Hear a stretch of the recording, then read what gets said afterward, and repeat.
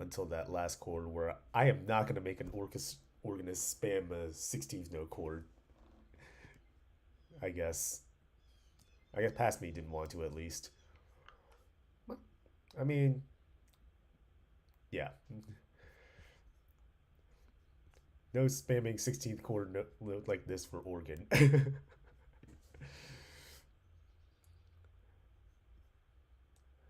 Meanwhile, piano's got pretty much something similar to right hand. Also the bass line in the left hand. And plus the piano can get a little spammier at this measure right here. Love this. And percussion. Drum set part is like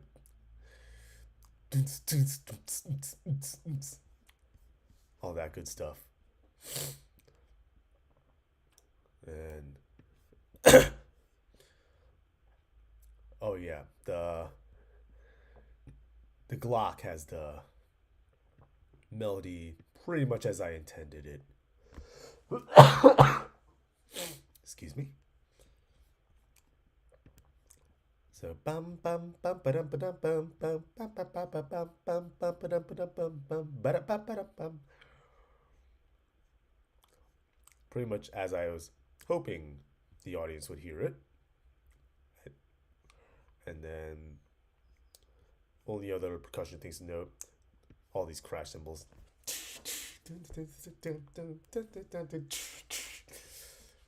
We love a good crash. And of course, snare drum in that final build up. Oh, timpani. Right. You got.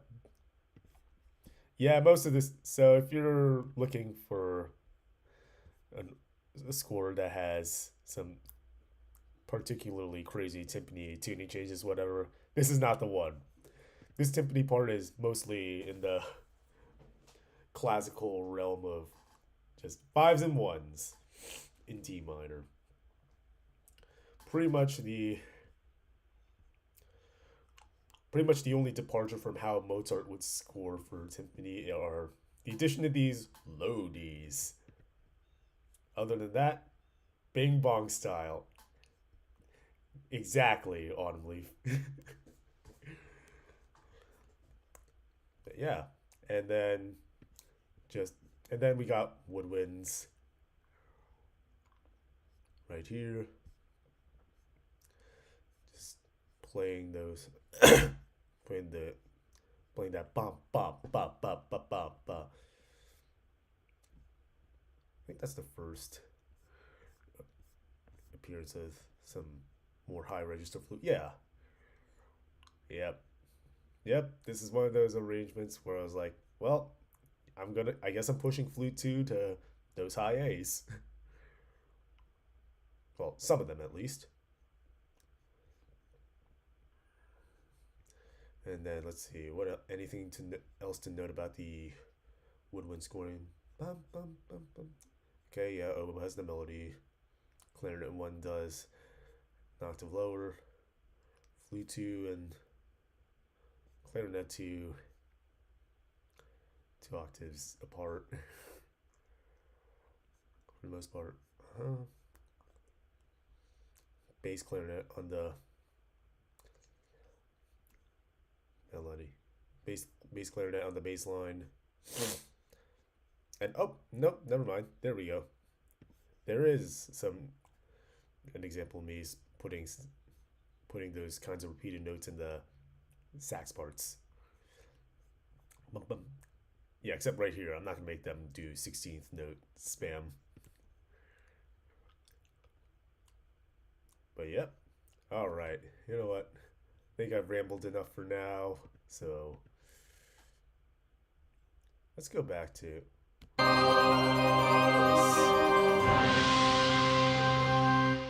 is that?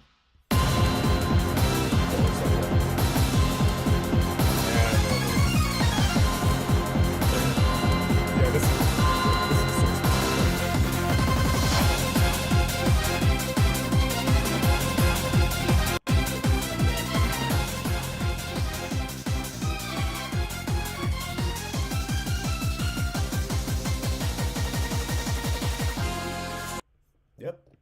that was the source material. What do we got here? Compared to what I've done.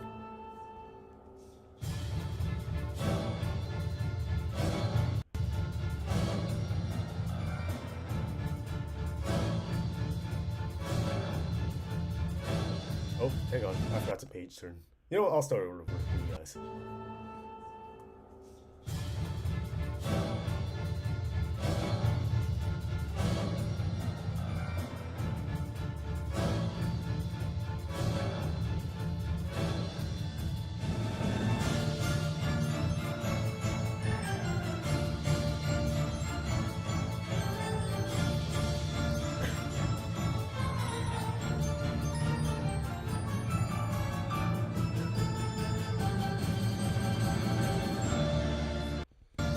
Oh, by the way, I think this is as good of a time to mention as any other. Let me expand this video a little bit. I love what the choir was doing.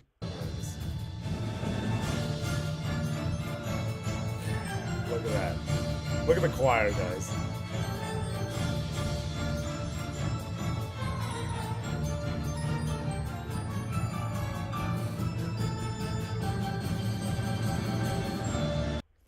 Should have included an X with piano gliss or something as an Easter egg. Honestly, that could have been a cool idea. Oh, hang on. Alright, let me shrink this back down to size. Let's see. Where would I put it though? Let me. You know what? For fun, I'm gonna see where I would.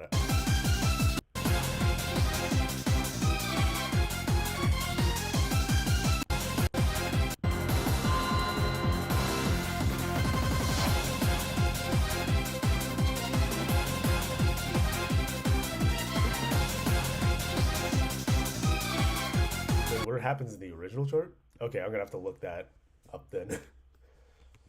Let's see, 2DX Xepher. There we go. Okay.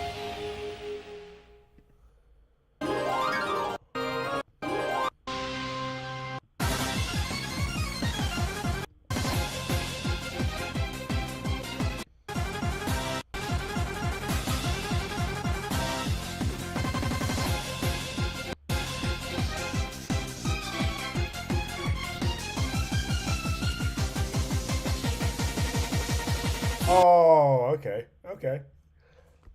Man, I've been pretty cool. Hmm. Let's see. Uh, uh,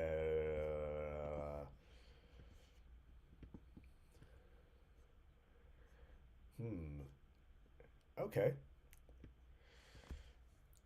Could work as on piano. The pianist's fingers would hurt, but that's a possibility. Oh, might if maybe some maybe it could be cool with the woodwinds or strings.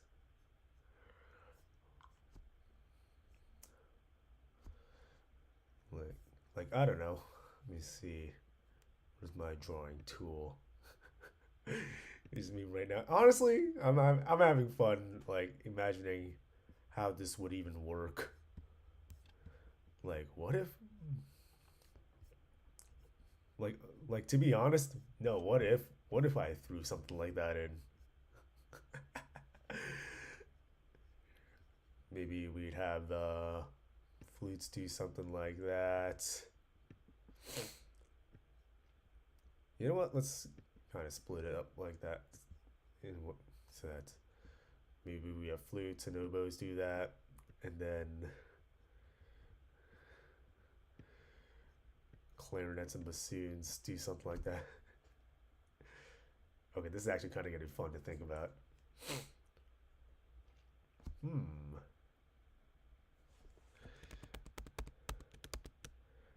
To add a little bit more like that little chaos and just like all these pads. Suppose I can already. I suppose strings are already doing something really getting those 16th notes, but maybe something like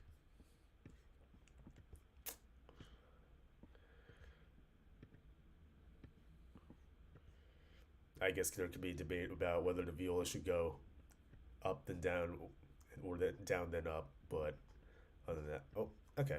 Guess they don't want me doing that right now. Okay. Hmm. Note to self: if I ever get the chance to revise this or something, opposing arpeggio runs in the strings. Yeah, yeah. Scalar runs were what I had in mind, but arpeggios work too. Where was I? Oh, here we go. Yep. So where was I? Okay, yeah, I finished talking about the. I finished doing that comparison. Also, that thing the choir was doing. What was that? Yeah. What's that choir dance? Come on, camera, focus. There we go. Yeah.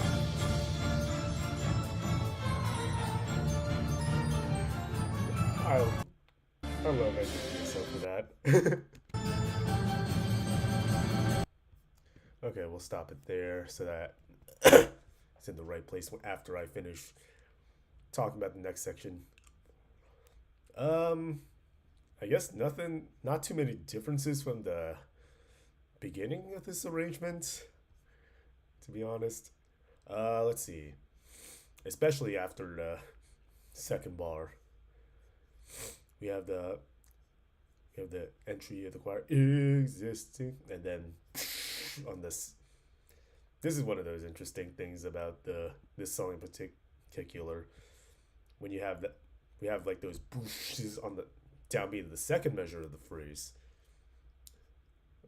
Quite interesting. And then, yep, woodwinds trail off there. Piano drops out, guitar and bass drops out. Yeah, pretty much main difference is no flugelhorn in this section. Instead, I make the decision of sol tasto in the strings, hoping that'll make a meaningful difference. I'm sure it did, but yeah. And oh yeah, we have organ on those pads as well. Yep, not much to talk about here, I guess. Oh yeah, and it's the full choir this time. I was it? Oh, I almost thought this was the bass's first entrance, but no, we had previous section before. Existing again, a few arrangement decisions that are partially the result of being too worried that not all sopranos can hit that low A. Other than that, nothing else too crazy until the next section. So let's go back and listen to original.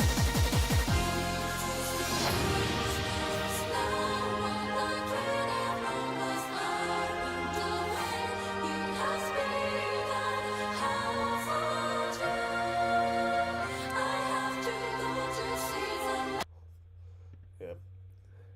And then pause there. And here's what I did.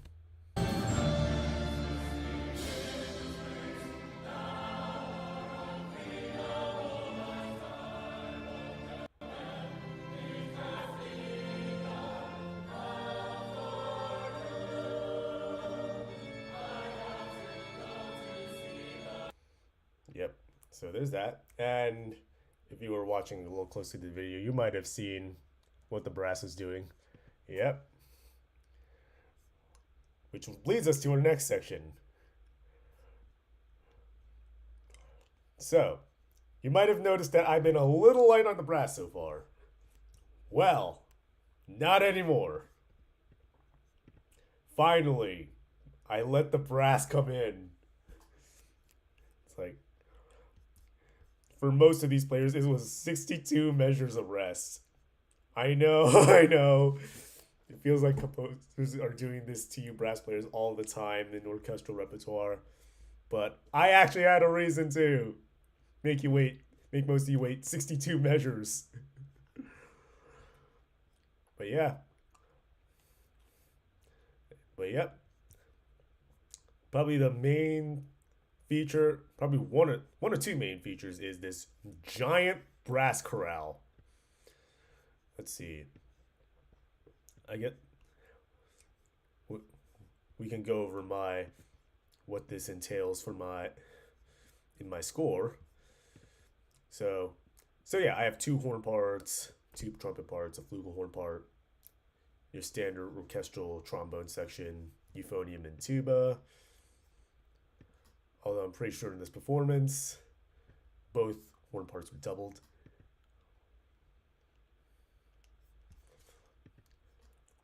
Did conductor actually give a cue, or were they forced to count? Let me see.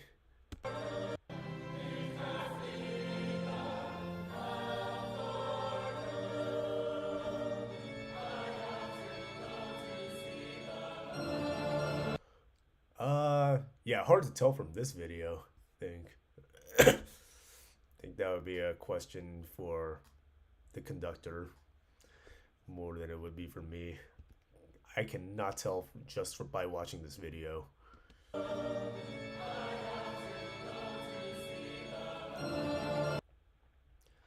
And I guess in any case that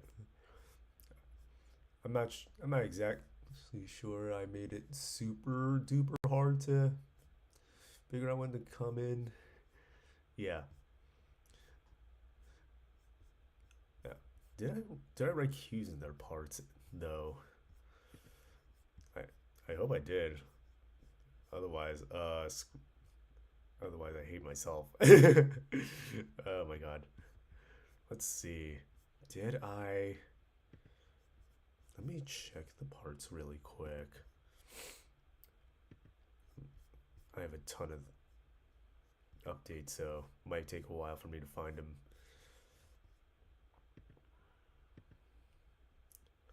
Oh, here we go. Here are the brass parts. Let me just pull up the first horn part real quick. Maybe I can make this a new... Oh, okay. I did kind of... Oh, I did write cues in for them. Nice. Yep, here's the horn one part. Mostly because I picked something and I see Autumn Leaf is here, so might as well make it a horn part.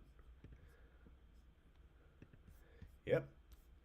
So, yep. Sorry to do this to you. Most of the brass section and then JGSO.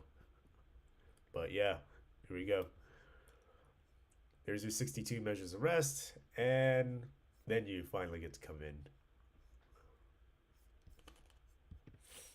Wait, is it actually showing? Hold on. Come on. Oh, is this?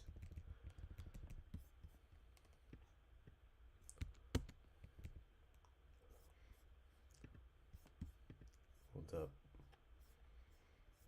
Let me refresh this. I'm having trouble telling if it's actually showing what I want to show.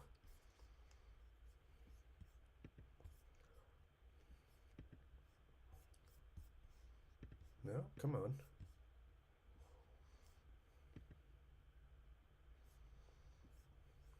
Huh. Guess it does not want to show my horn part. Okay. We'll... Alright. We can fix that briefly. Let me just get into OBS really quick. Okay. Yeah, here's the latest update of the horn part. So yeah, I guess Past Me was nice enough to give them choir cues. And then at E, there's that entrance. But yep, other than that, sorry, NGGSO brass section. I had to save you for when you would really have that impact. Anyways, there's your brief peek at the horn one part. Which the capture was this. There we go. Let's see. Back to where I was. Here we go. Yay. Brass. Just a nice little chorale.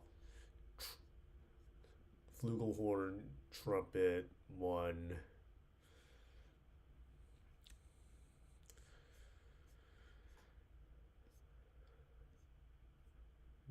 Let's see. Who else has the melody? Oh yeah, I made euphonium play the melody too. But and yeah, I don't know. There's a lot. Let's see. And what else is going on? Oh yeah. Oh, need more horn. Are these horn? Well, we did have four in the origin in the NJGSO performance. I I only wrote two parts just to play it safe, make it more accessible for other orchestras. But yeah, of course, if you give a four horn section only two horn parts, they're gonna double it up. Yeah, need more horn. This is one of those sections where more horn would be awesome. All right. Anyways, what else is going on here? I guess the other main thing is bit of the a bit something crazy for the organ. They're also I mentioned that there were like two main things going on. This organ solo, this bit of an organ solo is one of those, and yep. So choir has the tail end of their la, and then I have them cut off. I know in the original they just keep going with ahs, but I thought this was a cool opportunity to do something a little different. Hence the brass and strings, woodwinds. Not too much to write home about. Just pads. I promise I got more interesting parts for you guys. I know woodwinds. And then we have piano and glockenspiel providing a bit of the motor. Then that crash. And that's pretty much all there is to write home about. So let's go back to here. Let's go back to the source material.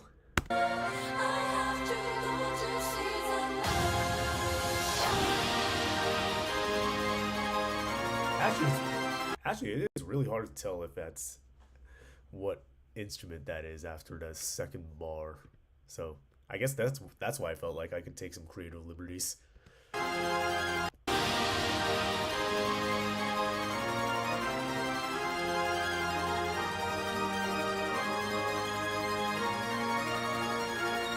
Oh yeah. Oh yeah, and I did kind of simplify the organ part a little bit. Pretty much at the request of people who would actually have to play that. And oh man, now there's an opportunity where I could have thrown in some of those X gestures. Let me go back.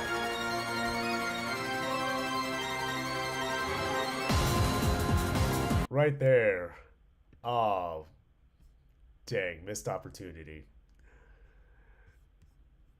All right. There's another place to put him.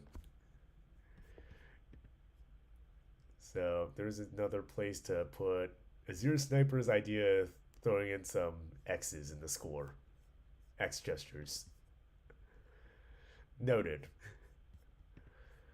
Meanwhile, the original arrangement.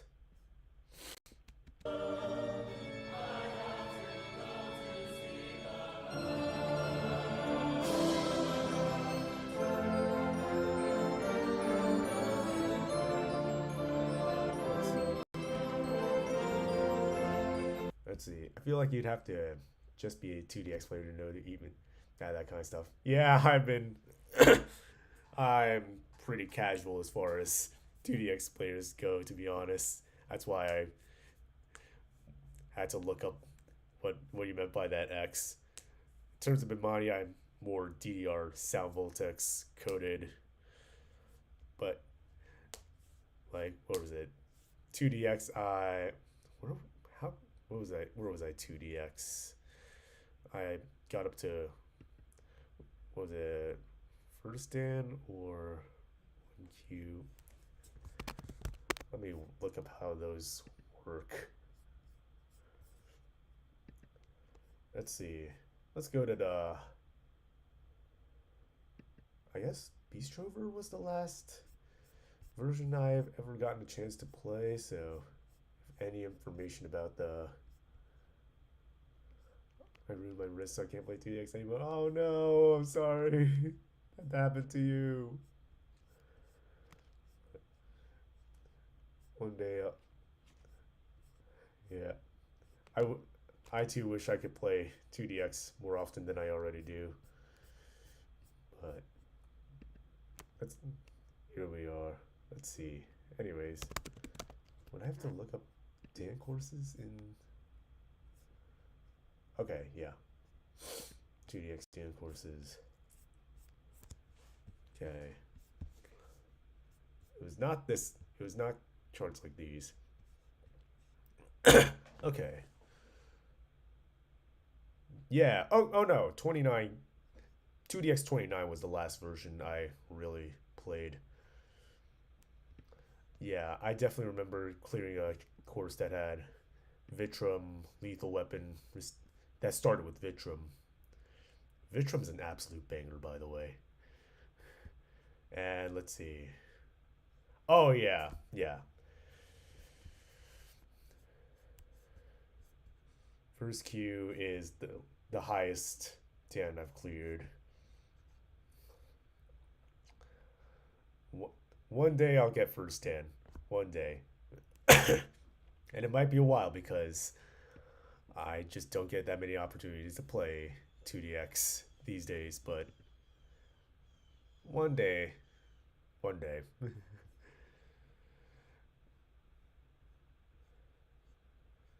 Let's see. Yeah. Out of curiosity, who's on those courses now? Okay. Okay. I got the. I had the only time when Vitrum SPN was in first Q. So. Okay, yeah. There you go. Anyways, where was I?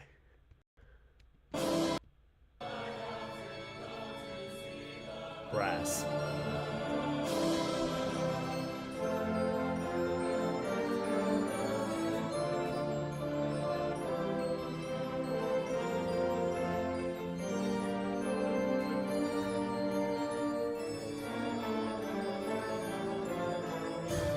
Yep, there you go. I grinded like crazy and hit that eighth Dan wall. Oh yeah. Even as a casual, I've heard of like the whole thing. Wait, actually, that makes me curious now. Did you ever clear seventh Dan as your sniper? I heard of the whole thing was seventh Dan. La, la, la, la, la. Look at the last song in every version of seventh Dan. For anyone who wants to know why I'm mentioning it. Oh, you beat the Safari? Nice. Nice.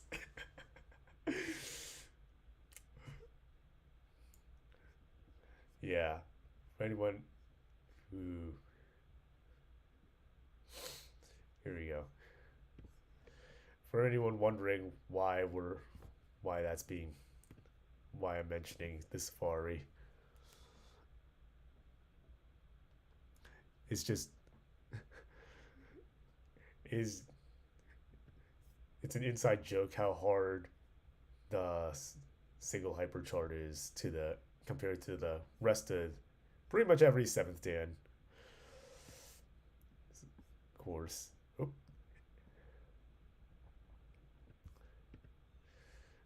Yeah, let's see. Let's see. Oh yeah, Gigadelic in eighth dan. Oh, let's see.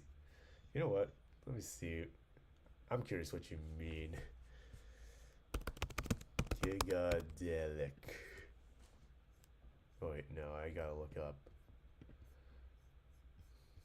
Oh, wait, which? Okay, yeah, SPH.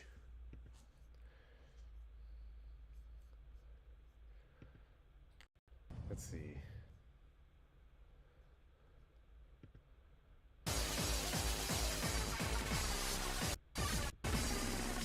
Oh,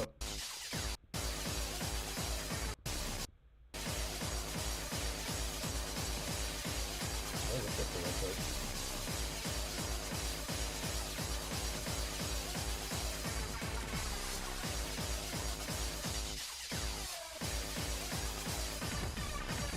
Oh, okay, I can. Oh, that part. Okay, I think I saw it.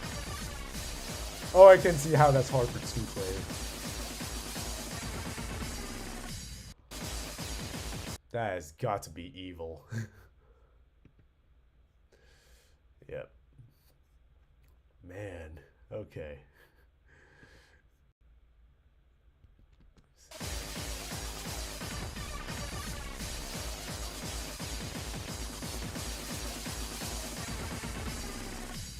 I mean, to deal. Yeah. Yeah, I can see how that would be hard with it's that trill and having to do that trill and scratches with your right hand at the same time. Let's see. Let's see. Anyways, where was I? Yes, I finished mentioning the huge brass chorale. Nice. And then I'm back to. Then I'll get back. And then we're back to. And then we're here at F. We let the brass rest for a while, except for one from the tuba. Tuba. Yeah, pretty much similar to a previous section. Which section was that? Pretty similar to B. Just with more, ever so slightly more brass. Actually, less woodwind. Actually, not as much woodwind. Not as much top end in general. Only note how the only two woodwinds playing in this entire section right here are bassoon and bass clarinet and contrabass clarinet. Brass, you just got that tail end from the chorale and the tuba going ba da da da da da da da. Let's see. Percussion should pretty much be the same. There's not as much keyboard action other than piano going. As you can see, ba da ba da ba da ba da bum. And then there's the ba da ba da ba. Bass guitar same. Chord, string chords a little bit lower voiced. I don't even have first violins here. So yeah, just a little bit more slightly held back version of B before we finally get the it finally expands again. Strings are back to normal, and we have the oh yeah, bass clarinet is a rare, contrabass clarinet is a privilege. I mean, sort of yeah, but I've noticed it's getting that's getting a little less and less true in the VGM orchestra scene apparently. So like the three I know it off the top of my head are the NJGSO. There's also virtual video game orchestra where okay, in virtual video game orchestra, bass clarinet, low clarinets are kind of the rarity, but NJGSO generally guarantees bass clarinet. They require bass clarinet parts, and up to the arranger if you want to include contrabass clarinet. And and then there's also MagFest Community Orchestra where the amount of bass contrabass clarinets where there's probably plenty of bass clarinets and usually a few contrabass clarinets. I remember 2025 specifically, there was like three contra clarinets. Let me see if I can find it.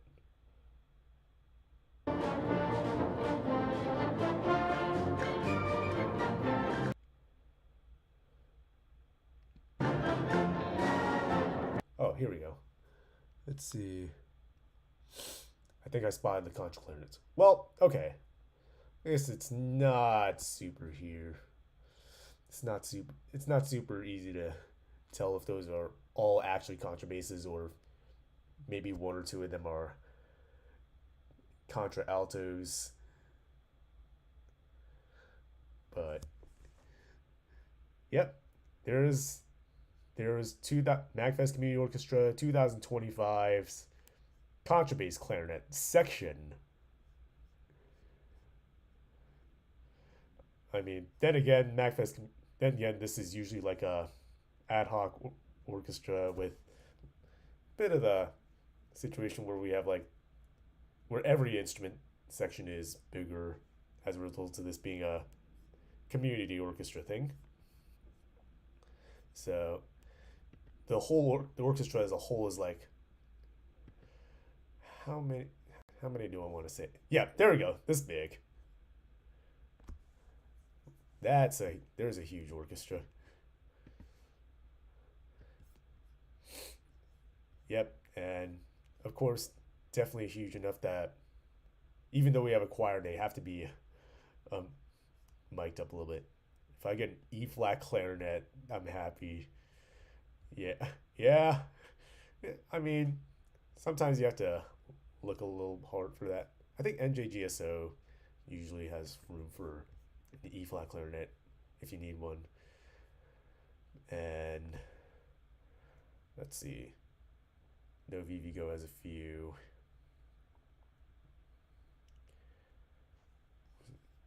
MagFest Community Orchestra, on the other hand, you don't really call for E flat clarinet that often. But yeah, let me zoom in, see a better view of the sizes of these sections. Okay, let's see. Okay, yeah, string section. Okay, nothing too out. Nothing too doesn't look super out of the ordinary with the string section. Okay, that's a lot of flutes though.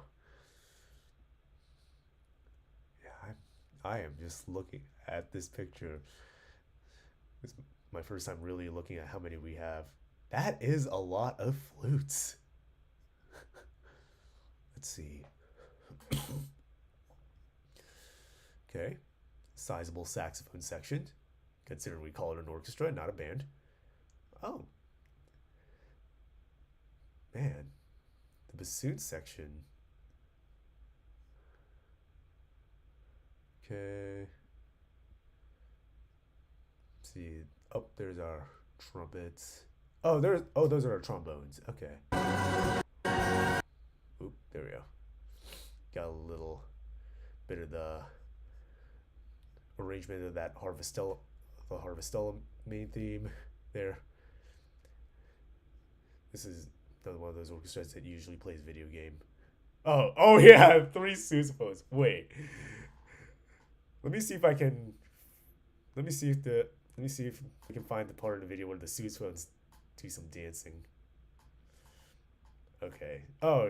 We have not had to break out the E flat clarinet, but someone does play one. But yeah, I do enjoy doubling alto clarinet on a piece or two, but no one usually wants to wait for it. All right, noted. There, NJGSO as an alto clarinet, noted. Okay, here we go. Wait, here we go. Yeah. So let's see. Oh yeah. So this was one of the one. This was the one time I conducted the MacFest Community Orchestra. It was on a one of the pieces I conducted was Piranha Plants on Parade. Let's see. Watch the sousaphone. Right? Yeah. Look at that sousaphone too.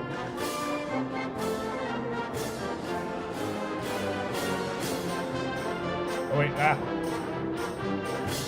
there was that sousaphone section.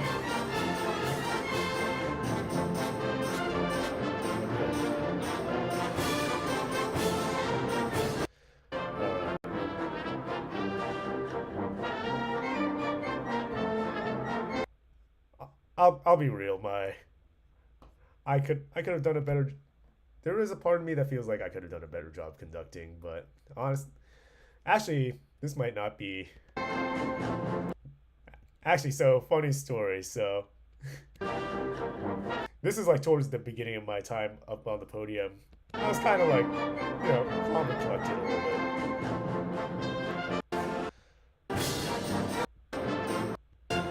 And I think there was a moment where I was like, screw it, let's just let loose. Actually, you know what? Might be easier to get a view for that by looking at where is the video of me conducting the MagFest Community Orchestra. All right, I might have to look at my older videos. Here we go.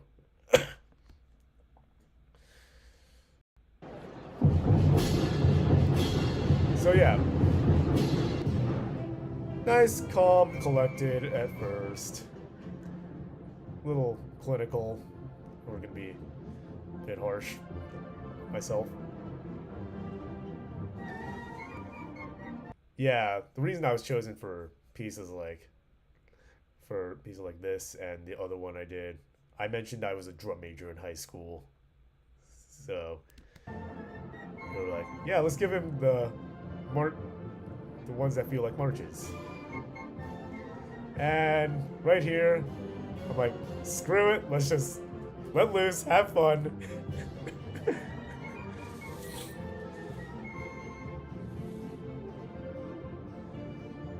I think there were a few moments where things got a little out of time. Other than that, I think I communicated what I want out of the band. Okay, I do calm down a little bit here.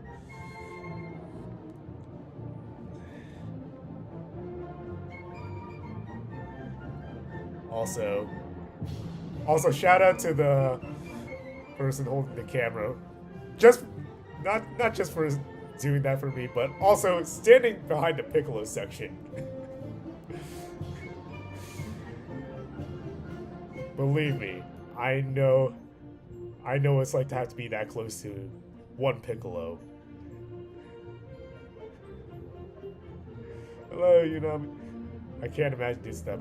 I don't know. I'm just the kind of conductor that's used to not using a baton because mainly because most of my past conducting experience prior to this did not require baton. As I mentioned, drum major in high school, but I also did a little bit of choir conducting, so I don't know. I'm just used to not using a bassoon, a baton, a baton. I definitely had earplugs in the back of the orchestra. Oh yeah, yeah, yeah. Speaking of those piccolos,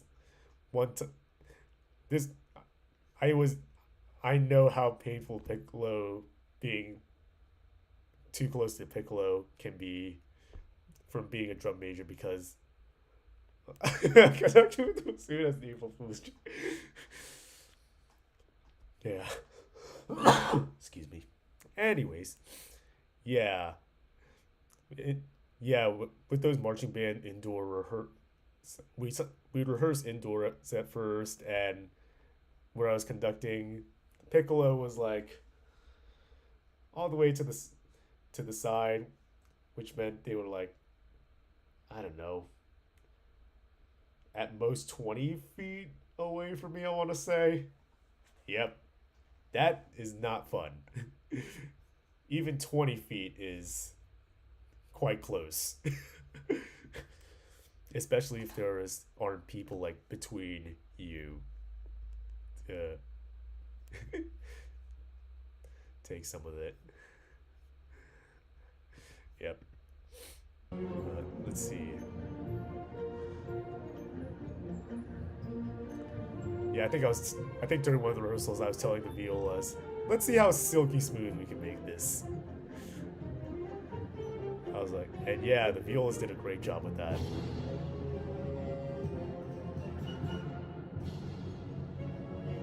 I was in the back during a Firebird performance. Oof, man. I've even heard stories of having to, anyone sitting right in front of the brass section having to pull out earplugs for Mahler symphonies. Those are the stories I've heard.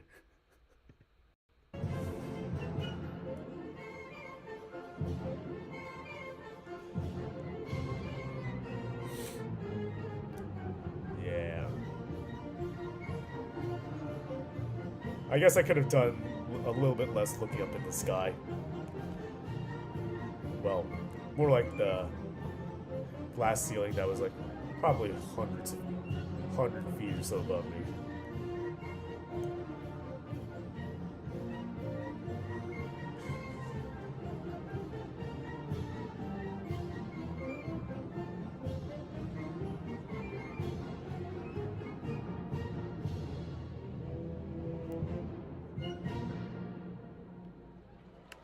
Oh yeah, yeah.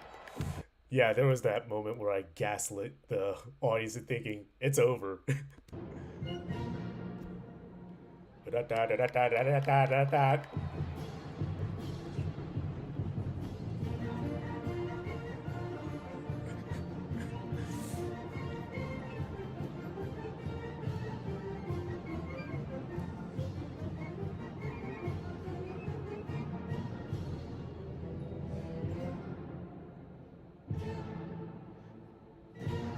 I'm surprised at how good of the job I did at getting those ending notes together.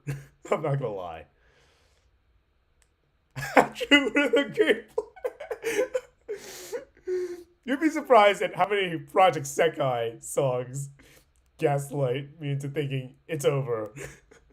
You'd be surprised at how many Project Sekai songs do that. Trust me. Alright. Anyways, let me go. You know what? While we're here, let me find the other thing I conducted. They just gave me all the Mario that year.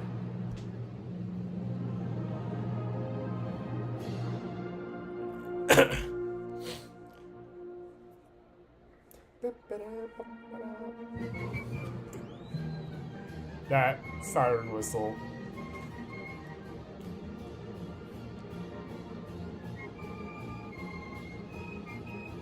Alright. We'll watch this and then we'll get back on track.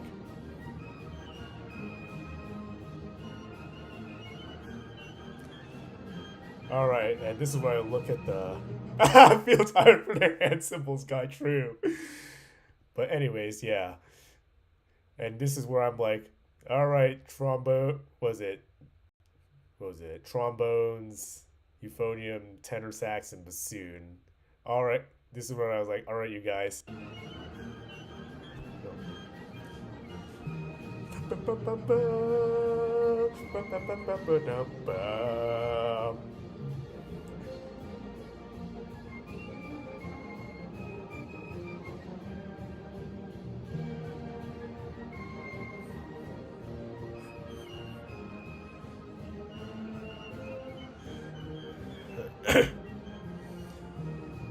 This is where I feel like I could. Actually, never mind. Yeah, this is where I feel like I could have done a better job of keeping the orchestra together. Oh my god, Carl, why are you conducting so small? Here we go. Okay. Okay. Okay, we're back.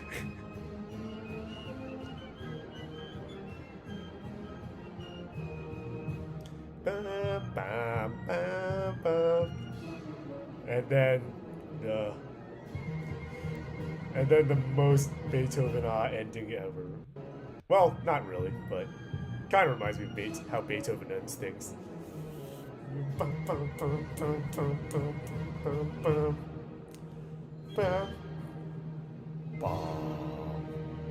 Well, except for that slide whistle.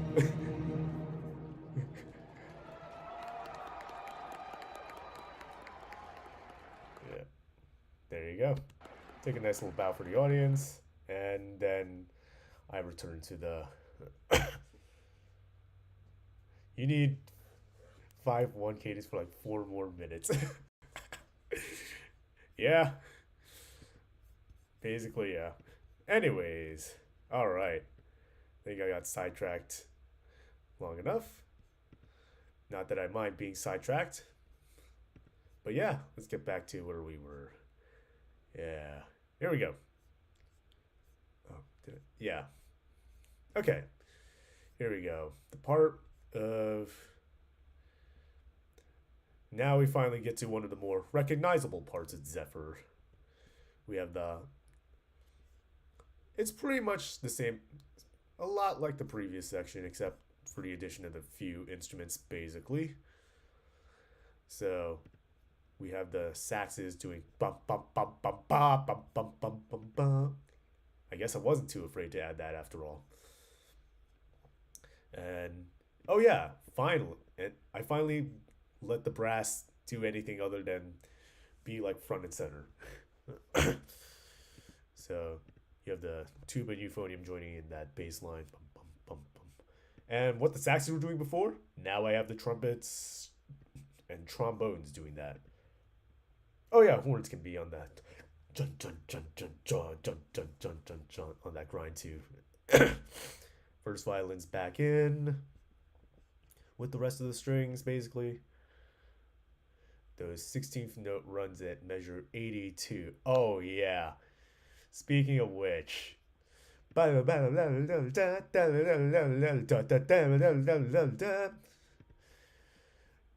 the high winds have got that. Flutes, oboe, soprano. I guess technically soprano sax as well, since I'm mentioning that as well. B flat, both B flat clarinets in octaves, and unison alto saxes.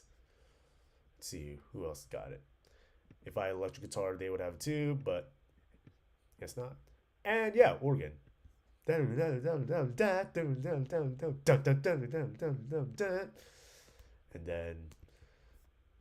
let's see. Come on, let me go to the next page. That's pretty much the same as before. Just organ. Oh, never mind. Strings get a slightly simplified version of that. Well, mostly in the first measure. Bum bum bum bum. And then they have and then 86 to 88, pretty much a copy paste, kind of the textural copy paste of 82 to 84. Just make sure that you get, instead of now it's more like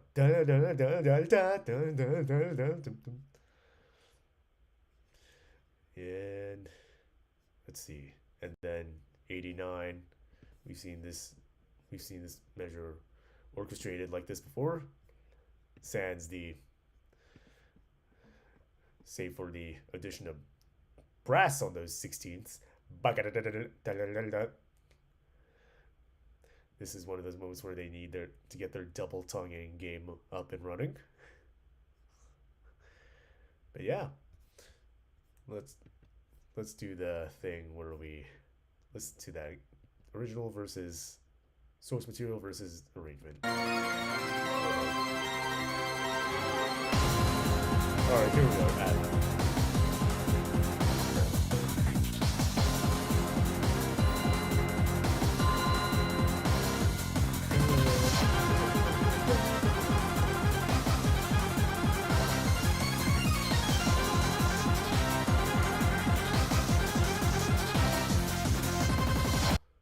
And honestly, G, I might as well talk about G as well. That's pretty much same thing as the last time we had bum bum bum bum bum bum bum bum bum bum bum.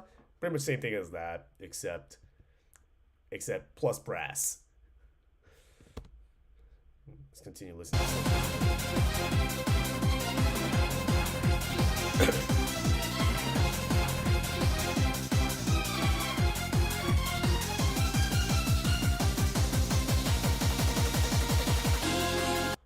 Yeah, so we'll just give rehearsal F to rehearsal H, downbeat to the H.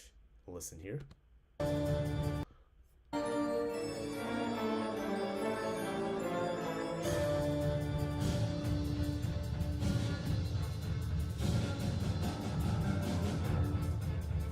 Nice little.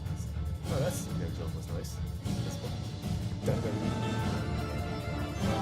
Choir dancing again. Of course.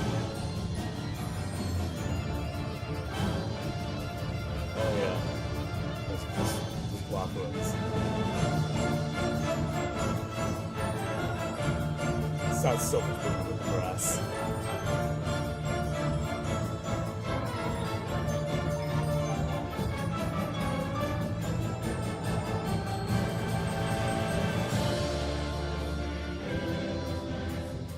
Okay, yeah, there you go. Yeah, so, guess I could have mentioned. Yeah. Oh yeah, that Glock run. Dun, dun, dun, dun, dun, dun, dun, dun. That's a pretty cool touch from past me. All right. Here we are. Letter H. So we're back with the choir. This is the third time they're singing these lyrics. Existing in this place. Except now there's a groove behind them. Thank you, strings, for that. And electric bass. We also have some. We would also have some guitar chords as well. Drum set also. Second beat, second downbeat, tam tam bass drum. Because that's because this arrangement beat this song be like that.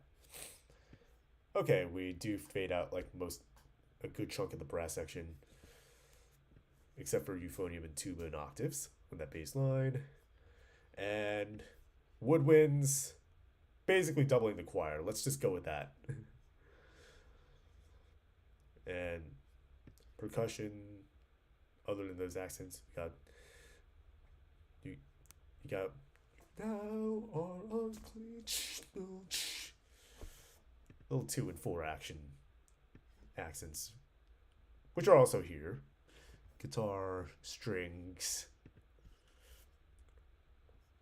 Oh, and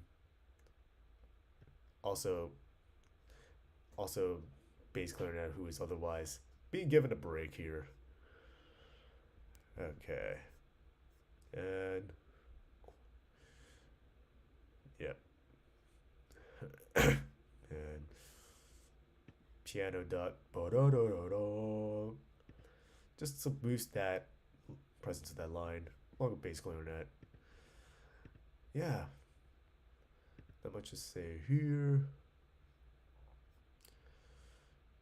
You know what? Let's talk about I as well before we preview again. Choir's got those echoes, light, light, light, and not as much. Oh yeah, and woodwinds and brass doubling that, doing a little bit of passing it around, and using temporal effects to kind of fade it out. so let's see. Kind of want a little bit of. The idea was that this is more forte dynamic and mezzo forte, mezzo piano. And so what I did, first time, the loudest of them all. Both clarinets, both alto saxes, English horn, and trumpet. Then we do oboe and first horn. Then flugelhorn and first clarinet, and then just second clarinet. A little bit of fading, fading out while passing the old down thing around. Other than that, just just the bass, really just the bass line and a few accents. Even more stripped down version of what we had at, I believe it was F. Rehearsal F, right? Yeah. Even more stripped down. Except for, I guess, except for this bass drum roll.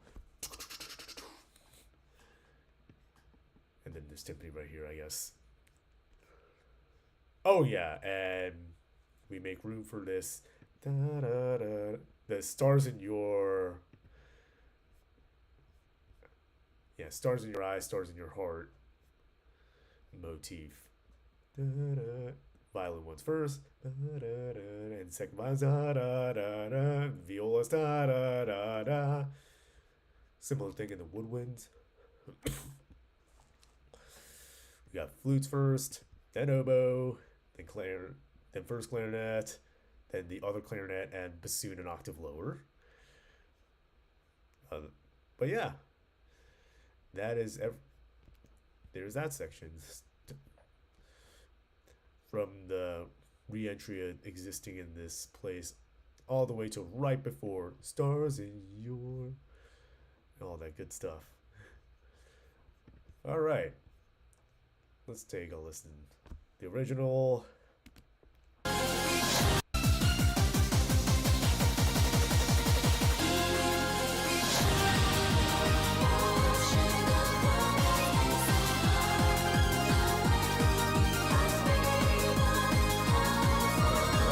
Hang on, did I get the...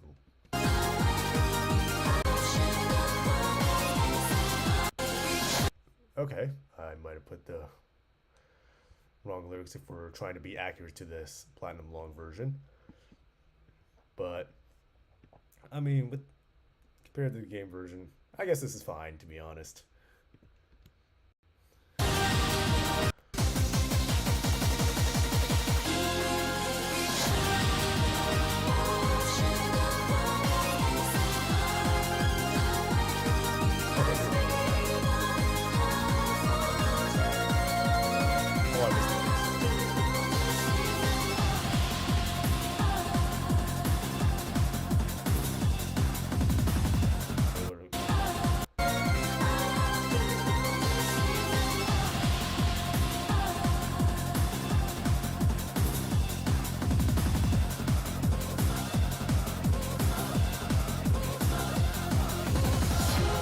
I mean, I could have tried feeding the choir in right here, but I am not figuring out how to transcribe what the lyrics would be. What?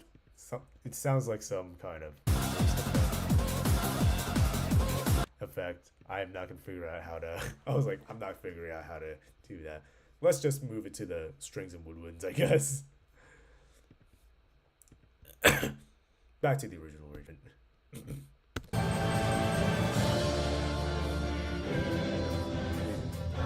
There we go.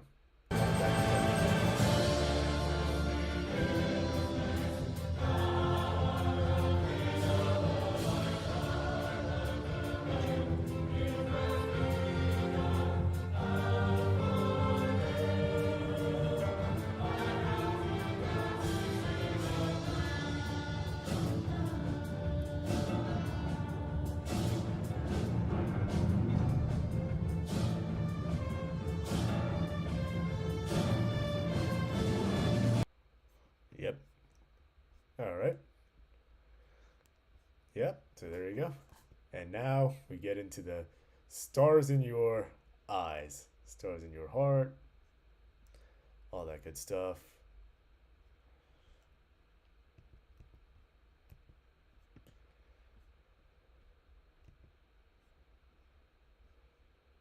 Let's see. Oh, wow. This is definitely the most complicated section to talk about. Whew. All right, let's see if I can get to every single, how many of these how many details about this I can get to. Um, choir's a bit of the good as a choir's probably good place to start as any other. So yeah, so it starts with just the upper voices, sopranos. Sopranos have stars in your eyes. Then altos come in with stars in your eyes. I guess it's a little bit of a departure from the original to have the altos come in an octave lower. It's a cool effect, anyways, and I don't want to be mean to my alto section. I do want to include them, but I don't want to bust their voices too hard. And yeah, we have the and then we have and then it comes back in bigger. I had the low voices, an octave lower. Stars in your eyes, stars in your eyes, stars in your heart, stars in your heart. All that good stuff. And strings, pretty much doubling that. Also giving you a little bit of harmony. Da da da da. A little bit of harmony right there.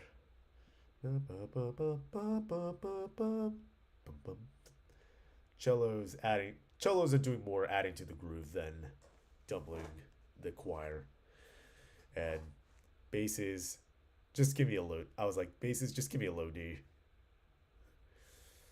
Only other thing to note is this run right here. I put in a bunch of other instruments, so there it is. Let's see. I guess we move up from here. Rhythms section. Electric bass also got those low Ds. If I had guitar, they would do that last stars, double that last stars in your heart with that arpeggio. Okay, a little bit of soloistic stuff from the organ as well.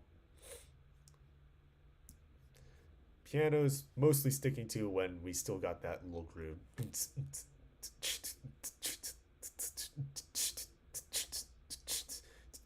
Piano's mostly adding to that groove, and mostly drops out pretty much at the same time as drum set does, except for ba ba ba ba ba ba.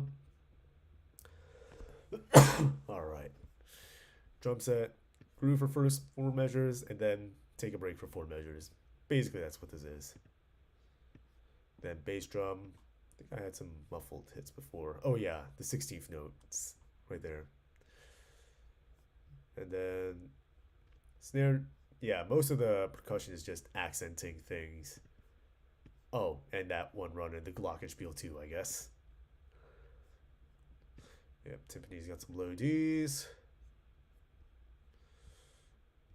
Okay. Brass starts a little bit stripped back just to trumpets, trombones and tuba. Bum, bum. Just take advantage of that the crispness of the trombones that generally makes it lend well to accenting rhythms and stuff. Let's see. And then we can have the rest of the brass section come in 123 to 126. Okay, tuba does drop out, but trumpets, trombones, euphonium are giving a lot of love to that. Ba ba ba ba. Bass trombone still giving the offbeats some emphasis, and then horns get to do a little echo thing. Ba. So we got ba ba ba ba ba ba ba ba ba ba ba ba ba ba ba. Nice. And woodwinds. Basically none in these first 4 measures. And then we got those same echo gestures, a little more evenly balanced in terms of instrumentation. First, we got the high winds minus flutes, then low winds minus bari sax and bass clarinet, and then pretty much the same thing. Oh, these runs, and where flutes come in. Whew, okay. I think that's everything to talk about that section. Whew. Pretty much everything. Uh, I'm not sure. And you know what? I'm gonna yap a little bit more because I don't want to just like play 8 bars and do like 5 to 8 bars at a time. Let's just get K while we're at it. So basically, the organ solo. In this performance, our keyboardist played this as written, but I was like, you know what? If you want to improvise a solo, hear the chord changes, have fun. Not what they did, but something worth noting. Electric bass, and then we got some offbeat accenting from the electric bass and strings. Some really. This is where the harmony gets pretty funky as well, by the way. Yeah, my arrangement. So see, I'm not afraid to write in F minor, even if it's only for like 5 bars. Actually, wait, no, 2 bars. There's 2 bars of F minor, and then I'm not even 100% sure what key these 3 bars are in, to be honest. The harmony gets quite funky. I don't know, chat. I don't know, chat. What are your guesses on what key we say this section is in? I'll let you guys guess while I finish explaining how I orchestrated this. Let's see. Percussion, pretty run of the mill. Drum set grooving. Snare drum also doing a little bit of grooving, I guess. And then timpani helps with that build up. Brass doubling the choir. A little bit of woodwind helping with that drive. Okay, but that is all. Is there anything after the double bar? Oh, yes. Hang on. Yep. We're not at the end yet. Let's see. Even if we look at the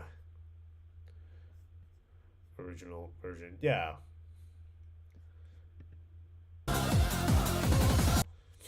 Yeah, we're like 247. J is like 247 in. Yeah. Yeah, but no, these are kinds of double bars that I often get encouraged to throw in a ton of as an engraver. It'll tell you the key if we know where it goes. Oh, it only stays like this funky for like these 5 bars, and then it returns to like being definitively in D minor. But yeah. So there you go. So after this is before and after this passage are passages that are definitely in D minor. But yeah, here's our funky chord progression. So we have F minor 7, then a D flat, then D flat or A flat, and an A flat 7 flat 9, and then an A flat 7. That's at least what I thought it was at the time. Let's see.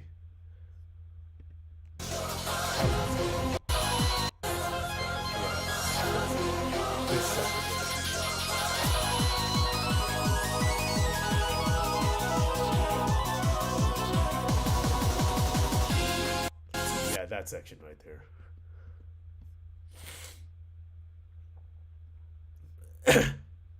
It's like 5 bars of going somewhere. I'm not gonna pretend to be certain as to where it goes.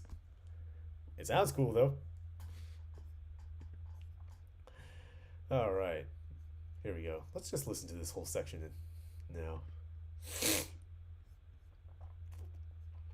F major probably with a bunch of accident. F major, interesting. Yeah, that's a lot of accidentals. Let's see. Yep, we've been pulling out the double flats for this one.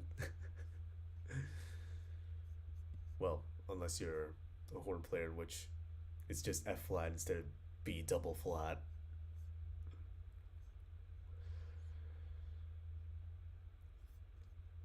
But yeah, that's always fun.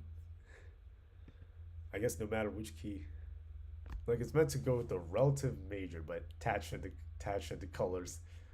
Oh yeah, yeah. Feels like going feels a little bit more like going to the parallel minor of the relative major. That's what it kind of feels like, I suppose. Um, Something like that. Yeah. Functionally, that's what it feels like to me. Oh yeah, functionally. That makes sense. All right, let me go. All right, I think that's enough talking about J and K specifically. Let's let's do it again. Original.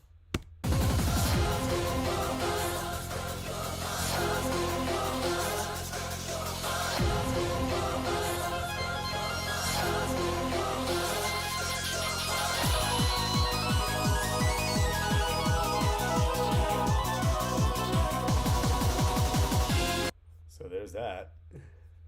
There's that. Here we go. But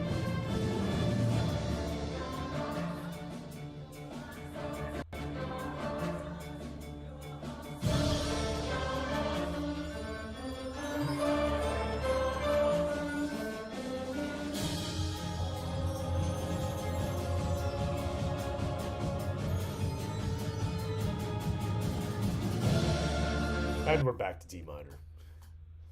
And let's see. Let me see. Where is?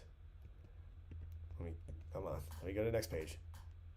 No, next page. There we go.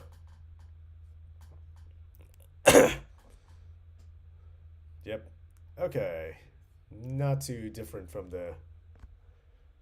Actually, I think I still have this from your audition. I'm gonna actually analyze this. Oh yeah, yeah. My audition to become one of VTSO's orchestrators.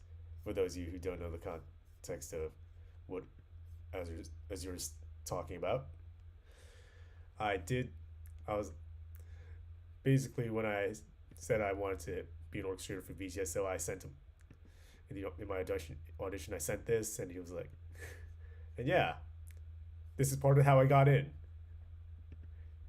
So that's always great. That's great. All right. Oop, here we go. Yeah. Okay, so yeah, L, not too much, not too different from the last time we had existing in this place. Honestly, are there any significant differences? Oh, wait. Huh, yeah. Yeah, not really. Yeah. So, existing, just groove, strings on the offbeats, woodwinds doubling the strings, all that good stuff. And then M. Oh, yeah.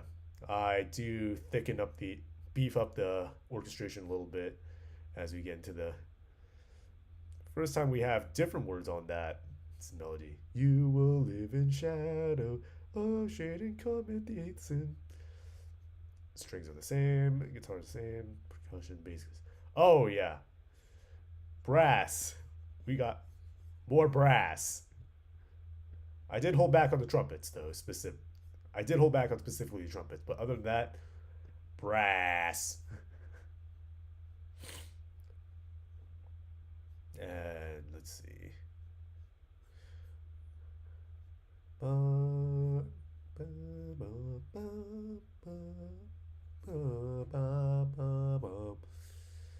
Let's see, here we go.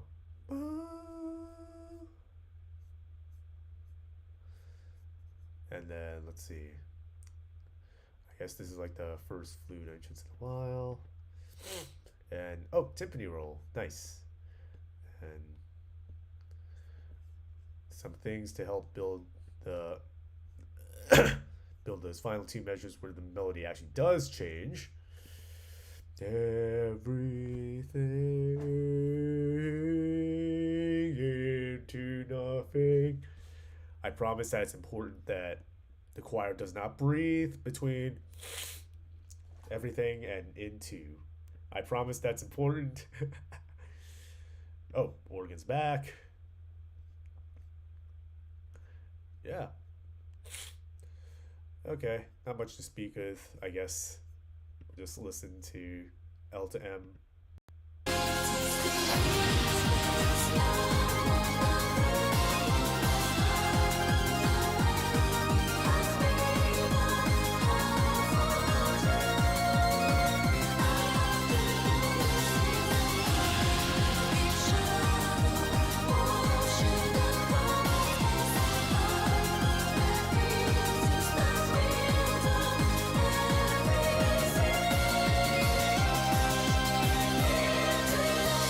And then to avoid spoilers, yeah.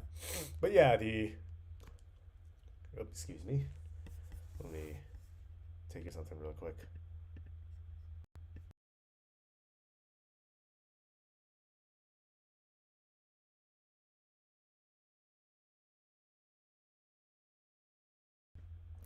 All right, I'm back. Let me get my video camera back. Here we go. So, let's see. Boom. Yeah. Where was I?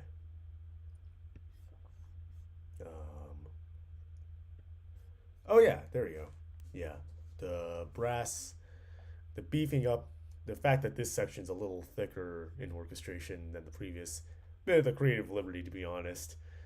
I'm sure there was a lot of copy pasting in the original version that I did not exactly settle for in my own orchestration. But yeah, here's what it sounds like. Here's what NJGSO's performance sounds like.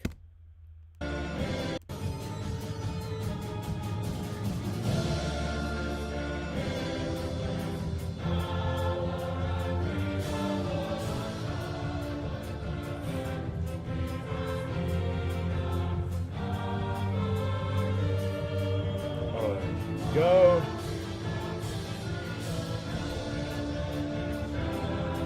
Add brass. Huh.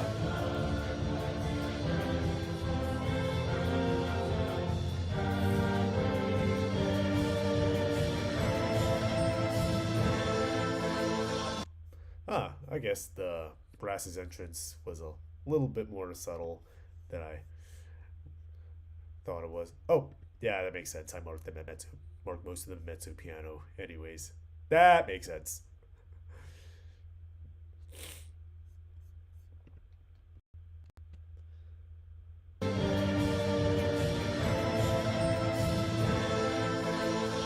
Oh, okay. I guess the choir didn't agree with me that the NB was necessary. Fair enough, to be honest. I know that's. I know I'm asking a lot of them from them to not breathe here. Noted. I'm learning a lot about my own arrangement and GGSO's performance through this stream. So I'm having fun with this. Okay. Anyways, we're getting near the end here. Probably the last moment with pretty much the whole orchestra together, actually. So this is the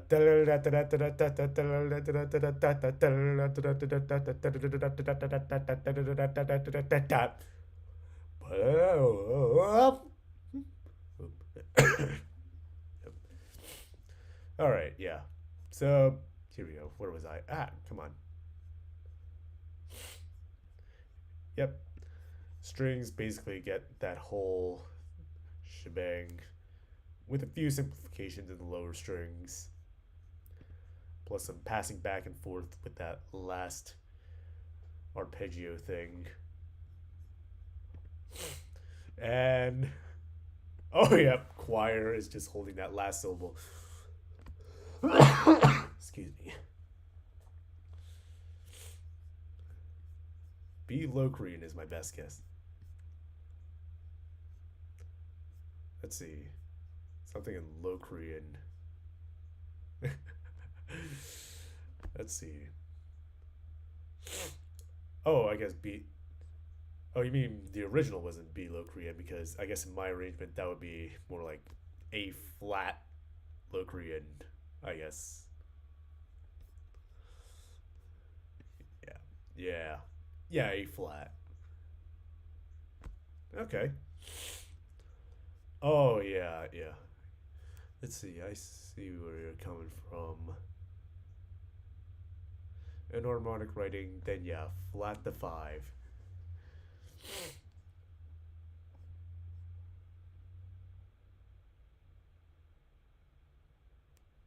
Ah, okay. Yeah. Da da da da da da da da da da da da da da da. Yeah. Ba da da da da da da. Yeah. Very spicy. Yep, spicy indeed. Okay. Wow. All right. Here we go. Tritone. Yeah. Oh yeah. Tritone relationships are always some of the spiciest.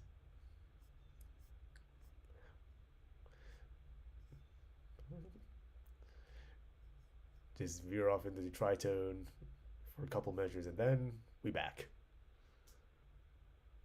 All right. Now, back to letter N.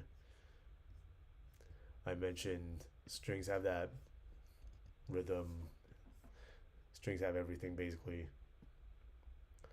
Choirs holding the last syllable of nothing for four measures.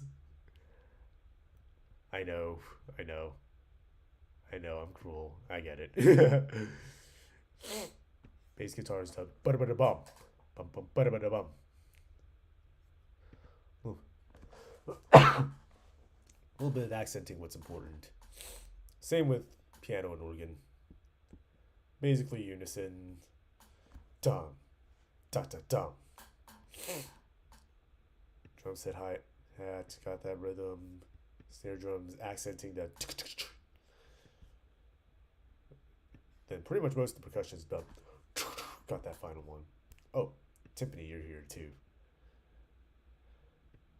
Timpani's got the tonic and dominant stuff as before. And brass, I was like, whatever makes sense for each instrument. Oh, other than flugelhorn and euphonium doubling the choir's final thing right there. You got horns and trombones doing that. Horns, trumpets, and trombones doing taking advantage of their double tonguing abilities. Okay, bass trombone, I decided to take it go easy on the bass trombone. Flugelhorn has that but the rest of the brass just waits till downbeat low to come back in. Yeah, and most woodwinds, nah, I'm not gonna make you make you tongue that fast. Reeds, I'm not gonna make you tongue that fast. Just do da, da da da. Flutes, on the other hand, have, have fun with those 16s, basically. Oh, and everybody gets to have fun with these. All of you high winds get to enjoy that. But yeah, that is everything to say about N, I suppose. almost there. Let's go with let's listen to the original version of those 7 bars.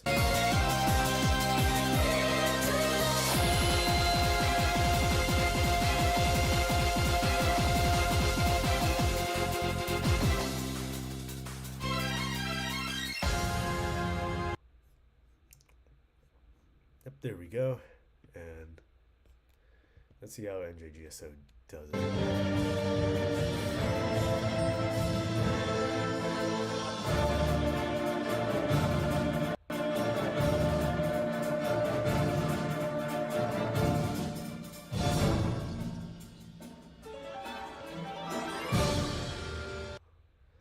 All right, and yeah, we're basically the home stretch with this arrangement analysis. So, yep, that was the last part that had the whole orchestra. There are some instruments that never come back in again after that. So we have the downbeat. Of course, make that as massive of the 2D as possible. And then after that, 90% of the rest of this is organ. Just organ. But yeah, until 168, it's pretty much all organ. Then, okay. Then we get to letter P. Choir comes still on the instrumental side of things, it's still just organ, but hey, choir's back. Welcome back, choir. You will live in shadow. This time I was able to be a little lighter on the harmonies, so yeah, just sopranos and altos this time. You will live in shadow. They can be in unison for these first 2 bars to compensate for not every soprano going down to low A. And then we have the 2-part harmonies. Yep, just sopranos and altos and organ until this final boosh. Timpani, low D. Pretty much the only departure from the Mozart style. D, tonic and dominant. We just had a lower tonic. Tam tam and bass drum. Drum set also does kick and crash cymbal. Piano. A rare instance of violating the rules on lower interval limits for a special effect. Basically, D minor chord, lowest octave possible. It's supposed to sound faintly like a D minor chord, but at the same time, it's kind of mud. A little bit more boom. You just hear a slight hint of D minor right there. And then choir has that echo gesture. Light, light, light. And the only appearance of the pianissimo dynamic in this entire score. Try cluster chord down there. I mean, I wanted to sound like D minor there, just a little bit vague. Maybe I could have done some clusters above this though. Maybe I could have done something like, let me pull out something to draw things with. Oh, don't give me a circle that big. What if? Okay, let me futz with some settings. Here we go. Maybe. Oop.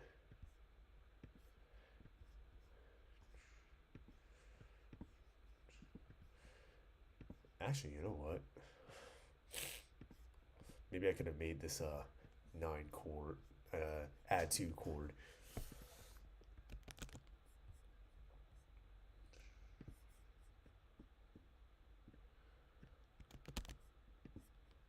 Something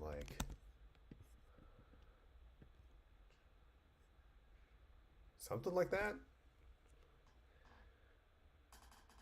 Hmm. I could have done something like that. I don't know. That's a thought.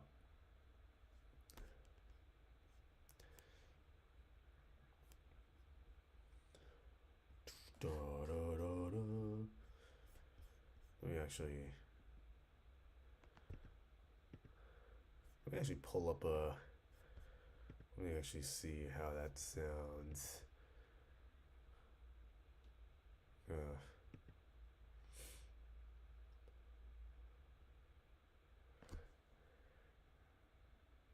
let's see.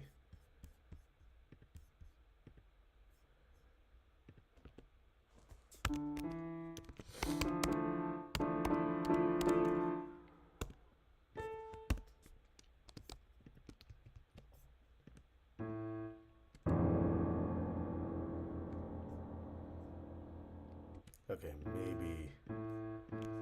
Okay, maybe no A on top.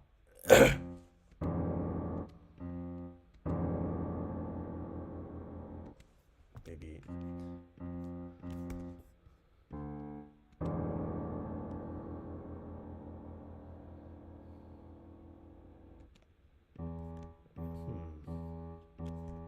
Trying different flavors of this fluster.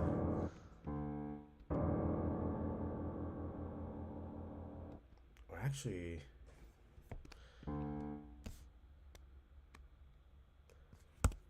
Well, the seventh below that. Ooh, wait. Okay. Maybe something more like this.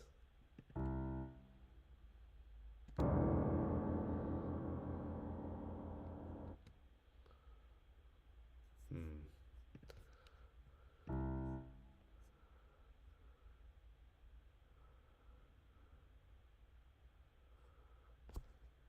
Hmm.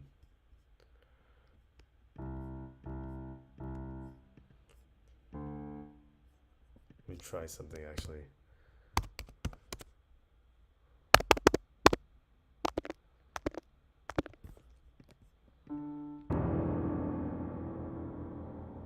Hmm. A little bright. Hmm. Something to think about. I'm at least liking the idea of adding the E underneath. I'll say that much. Yeah. Something to think about. Ooh. It's spicy.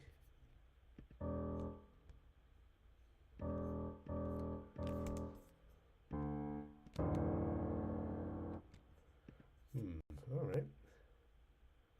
Maybe that E could be a nice touch. All right. Anyways, we have now reached the end, so let's. Oh, here we go. I guess it started on its own.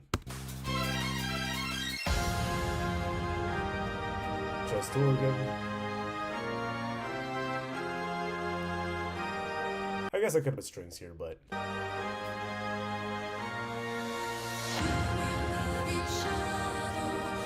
Oh, okay. And a percussion boom right there.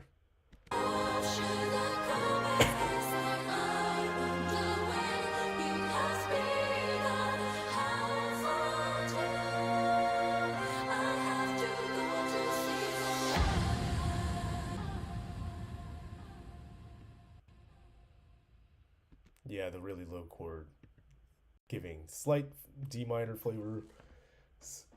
That was a bit of the me touch, I guess. Let's go back to here. And here's what ends this.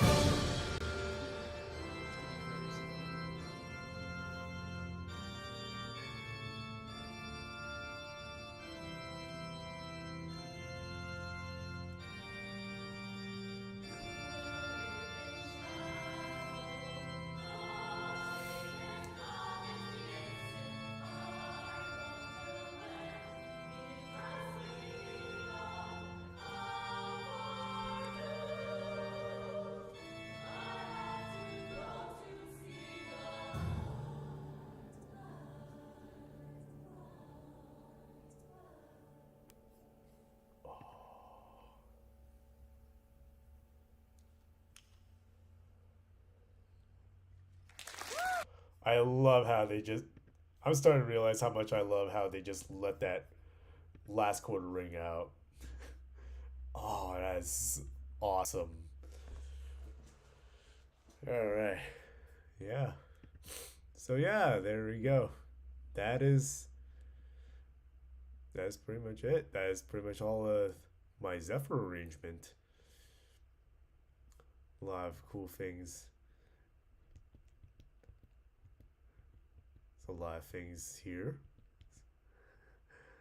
So yeah. Let me see.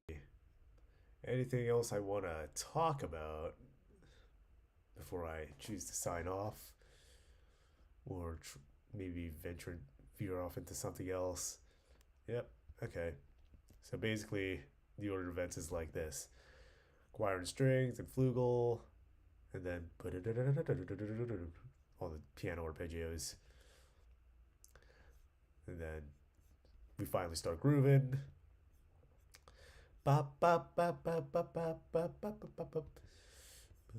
And then choir sings existing in this place again.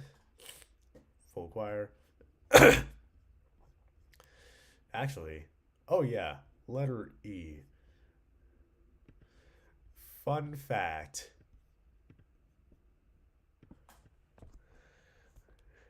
Let's see. Let me pick a better font size for this. Or not.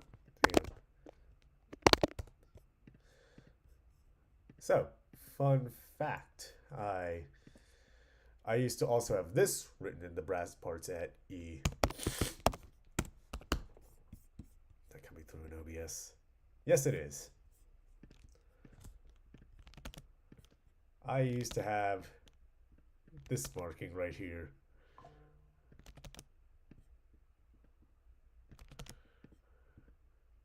Actually, no. Euphoniums, your bells are already up. Same with YouTube. So yeah, that'll be a cool visual gesture.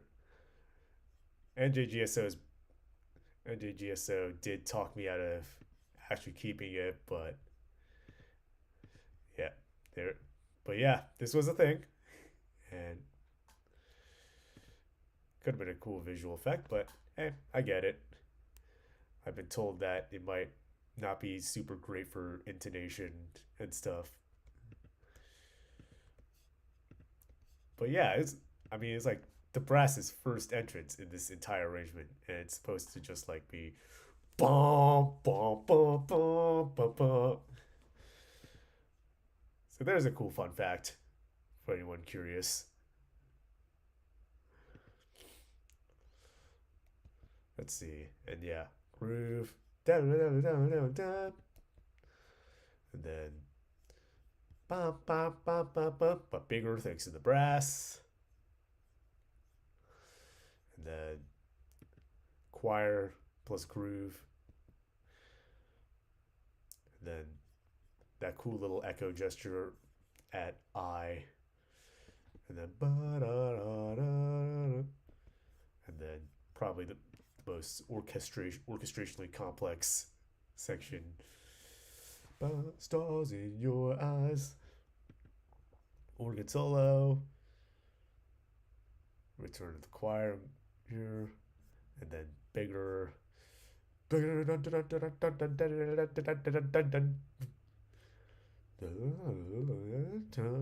then just where was this played? Oh yeah, so this performance was from New Jersey Gamer Symphony Orchestra's fall 2025 concert. So performed so the performed a few months ago, way back towards the end of 2025, along with a bunch of other. I don't think I've arranged for virtual because of bright balcony trumpets in would be so cool. Yeah, no, that was a thought that crossed my mind as well at letter E. Because I also considered the possibility that maybe MagFest Community Orchestra might want to play it, and And if they do, then like I I'd probably be like purpose. I'd probably look into getting a bigger brass section than most the other pieces. So I'd be like, hey, missed the sign up period for the MacFest Community Orchestra, but would still like to play with them for like a tiny piece of the song. Why don't you join like a check out this like off this little balcony brass ensemble that I would have for just letter E of Xepher. I don't know. Random thought. but yeah. But yeah. New Jersey Gamer Symphony Orchestra. That was its premiere. There's also a bunch of other cool arrangements here. Oh, Fallout 4 intro is another highlight. Oh, yeah. You might have seen it for a brief second, but this is how I found out that NJGSO has a. Wait for it. The hammer from Mahler 6. They have the hammer from Mahler 6. Good to know. All right. Let's see. Any other things? Let's see. Oh, yeah. Let's see. For morning. Medley of snow level themes. Enigma formations. Majesty. Yeah, so that Mahler hammer was in the Fallout 4 intro. I think there was like one or two other arrangements that had it. Let's see. Civilizations, All Clear Staffel, Ludwig the Holy Blade. Oh, Liberi Fatali. Also a classic. Yep. And yeah. So, and this is definitely not the last thing I'll be doing with New Jersey Gamer Symphony Orchestra. And even if you're still here, we need to get you a hammer. Uh, Azir, you gotta ping. We should, we should ping. we should ping you for sure. All right, you know what?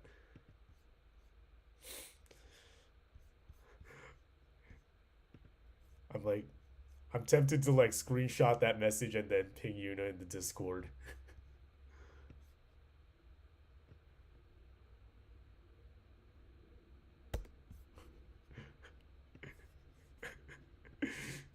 like, let's see. Yep. this isn't even the first time. oh my god. Good to know. Good to know. I mean, like, I mean, let's see. Is it?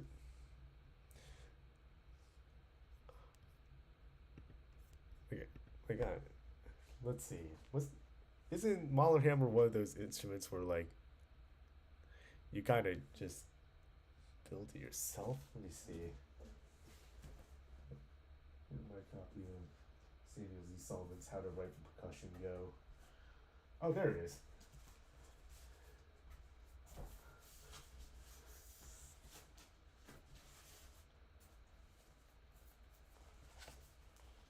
Yeah. Here's a book that got me through my undergrad. Yeah. do do do do do. Okay. The two, arguably three hammer strokes of Gustav Mahler Symphony Number 6 is quite a powerful oral and visual effect. This, it's Okay, yeah. Orchestras often use a large plywood box that is struck with a large wooden hammer.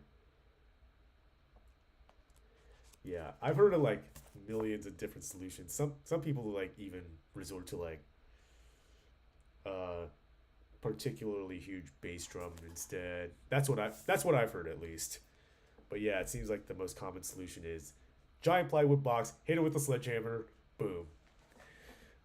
That's our best guess at what Mahler wanted in his Sixth Symphony.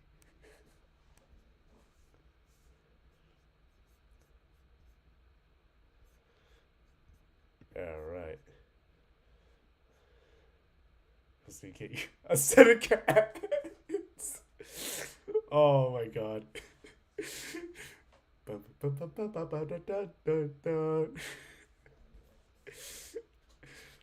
see.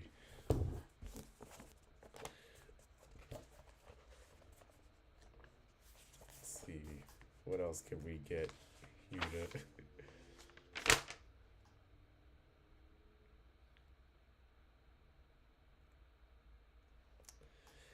Yeah.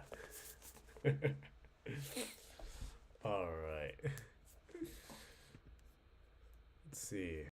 Okay, and with all that said, I think we are pretty much. We did what I set out to do in the stream. It is probably a good time to get lunch now, so I think this is probably the point where I sign off. So let's see. Some future things to talk about on my schedule. Oh, yes. Hang on a second. I should probably mention something that I was planning to do. So for let me change something right here. I so so yeah. Originally, I was planning to do finally get back to orchestrating the Neo Cosmos DLC suite this Sunday. But if I'm gonna be honest, I think I might need another week before I feel comfortable coming back to that. So let me see. I can. So I'm gonna probably push the return of that to next week, April 12th, 2026, 9:30 a.m. EDT. So yeah, there we go. Just change that schedule right now. And let's see. I've also been doing quite a bunch of things in terms of composing original music. Like, for example, I did recently release that. Let me see. Is it my. Oh, okay. Don't need to show that much of my YouTube recommended. Yep. So, yep, I did. Life is Like a Puzzle, my new original, which is really a remix of the first composition I published like 10 years ago. Kind of celebrating basically 10 years of me being a composer. So, there's that. What else is there to talk about? Oh, yeah. All the singing march covers. Oh, this Windman piece. I wonder how many people actually realized that I was rickrolling them in a very subtle way. Did I do that good of a job at hiding the rickroll?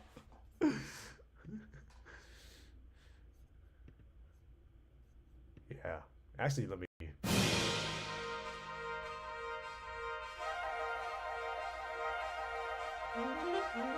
Oh, no.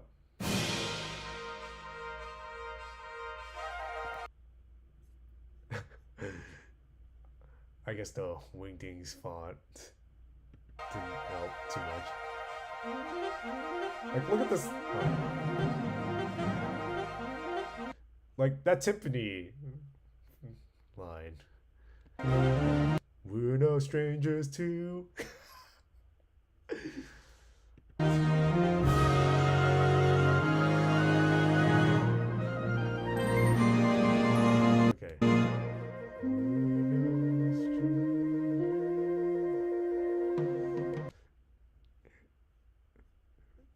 I thought the toms right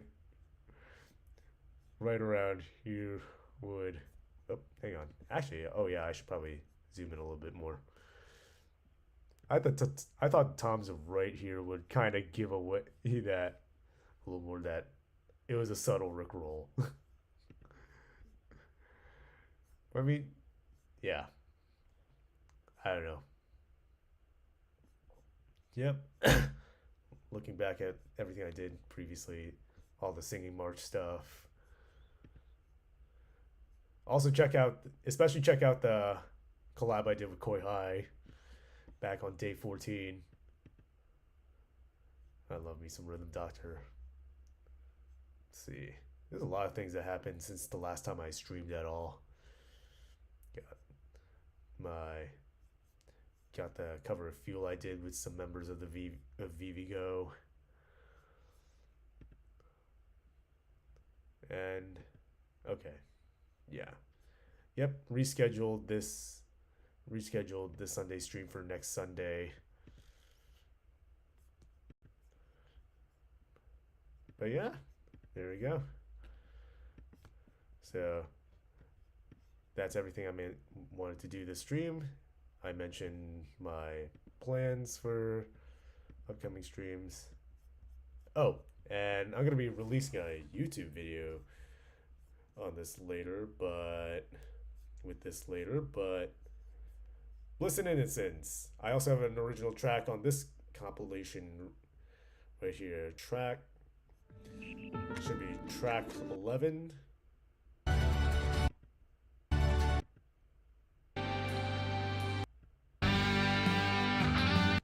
Raw Unfiltered. It's the name of the track. Is a compilation themed around boss fight music, any genre. So yeah. Okay, as a lot of self promotion I just did at the end of the stream. But yeah, this was. I'm so glad I got to talk about my Xepher arrangement on stream today. Kind of learned a lot about what went on in the performance. Learned a little bit about my own arrangements as well. And yeah, don't expect this to be the last time I talk about the things I orchestrate. I might do one for definitely at least one of the ones that I do with VTuber Symphony Orchestra as well. And this Xepher isn't also the last time I'm collaborating with the New Jersey Gamer Symphony Orchestra as an arranger. So yeah, expect more of these in the future. I don't know like how soon in the future. It's quite a bit of work to get an orchestration from existing to performed. But yeah, I'm expecting it to happen at some point. So until then, stay tuned. In the meantime, this was Carl with K, signing off.